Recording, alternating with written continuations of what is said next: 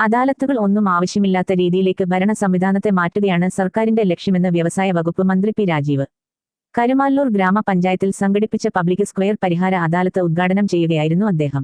June മാസത്തിൽ public square അദാലത്തിന്റെ 2ാം ഘട്ടം സംഘടിപ്പിക്കും. 3 തദ്ദേശ സ്ഥാപനങ്ങൾ വീതമുള്ള 2 അദാലത്തുകളാണ് ഈ ഘട്ടത്തിൽ സംഘടിപ്പിക്കുക. വിവിധ സംഘടനകൾ, മണ്ഡലത്തിലെ റെസിഡൻസ് അസോസിയേഷനുകൾ, പ്രമുഖ വ്യക്തിത്വങ്ങൾ എന്നിവരുമായി ചർച്ച നടത്തും.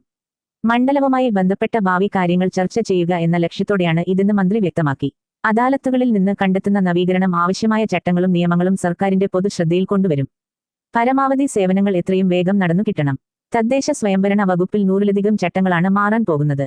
ഇതിനോടകം നടന്ന അദാലത്തുകളിൽ ലഭിച്ച ഒട്ടുമിക്ക പരാതികളും പരിഹരിക്കാൻ കഴിഞ്ഞിട്ടുണ്ട്.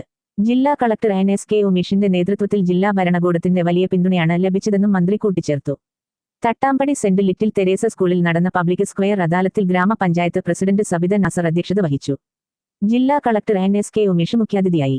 Alangad block panchayat president Ramya Thomas, block panchayat അംഗം KS ഷഹന, കരുമാല്ലൂർ ഗ്രാമപഞ്ചായത്ത് വൈസ് പ്രസിഡന്റ് പോൾസൺ ഗോപുരത്തിങ്കൽ, സ്ഥിരം സമിതി അധ്യക്ഷരായ റംല ലത്തീഫ്, ശ്രീദേവി സുധി, പഞ്ചായത്ത് അംഗങ്ങളായ GG Anilkumar, Sreelatha Lalu, George Menachery, panchayat secretary TK Sajeevan തുടങ്ങിയവർ സംസാരിച്ചു.